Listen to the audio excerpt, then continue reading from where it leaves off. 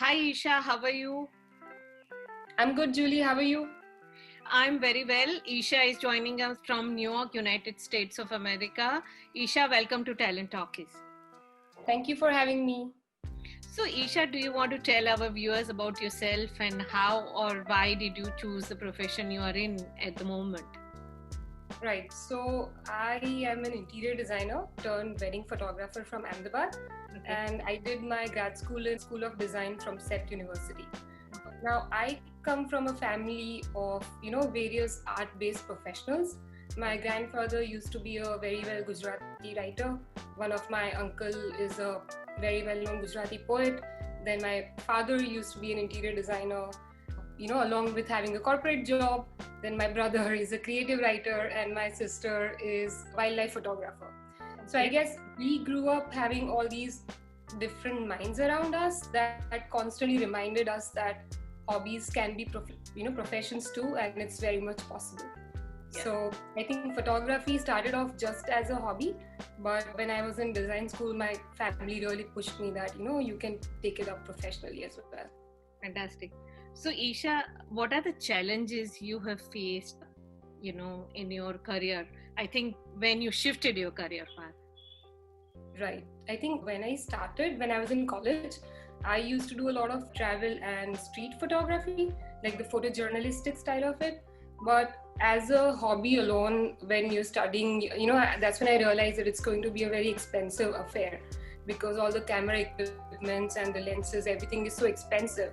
So that's when I realized that if I wanted to sustain this in a longer run, I needed to maybe explore a commercial side of it where turning this hobby into a business that would eventually pay my bills too. Yeah. That was one. And I think I was doing my thesis when I was in final year, and one of my juniors in college, she was getting engaged. And she asked me if I could take photos for her engagement. And that time in 2011, this whole creative and candid style of photos was very new. And I think that sort of gave me a kickstart to exploring this style of photography more. And once I graduated, I thought of making this a full-time business, and I've now been doing the creative wedding photography and videos for almost 8 years. That's great. So, Isha, do you want to tell our viewers that did you miss any opportunity just because you were a girl? I think when I started, I wouldn't say any missed opportunities, but I'm just going to talk about the basic challenges in the industry. When I started, it was very hard for me, to be taken seriously by my clients as a professional because I was just a 23-year-old, out of college trying to run a business. There were not even many women in the event industry back then. So there was no textbook or guidelines to follow, and you just sort of learn from your own mistakes. And I came from a design background, so I had no idea about running a business or how to deal with clients or just the basic knowledge of how the market worked. Right. So that was a challenge, and it was also difficult for me to make people understand what I did because that time the traditional style of photography was very popular. I think that's the only style that families knew. So when I was pitching my work to the clients, it took a lot of efforts to make them understand how my work stood different than what they're used to seeing for years. So yeah, I think that took a lot of efforts. People think that photography is just taking photos. Right. You click and you're done. But funny enough, my job doesn't end at the clicking photo. It actually starts. There is so much that goes behind the commercial side of taking photos. Like when this is your business, like there is, setting up that frame, conceptualizing it, there is managing of the data, there is post-production, there is client management, there is social media, there is finances. So you are actually doing an 8 to 10 people's job by yourself when you are the face of your brand. Yeah. So that is challenging. I did a very interesting interview with Richa Gupta. She's a food blogger. So she told me something very interesting. That's the reason I'm sharing it with you. She said, ask for help because everything you can't do it yourself. So maybe get somebody onto your team to look at your accounts and financing and promotion. Now we do. It's just that when you're starting there, you don't have any capital to work with. Yeah, I understand. That's funny. I understand. So yeah, now we have a whole team and we have an office space and everything. So yeah, that's what I think that has paid off all this hard work. So Isha, do you want to tell our viewers that what is your advice to the young generations? Sure. So I set up my business in Ahmedabad. I was always there, stationed there. I worked there for good 4 years, from 2012 to 2016. And in 2016, I got married and I moved to New York with my husband.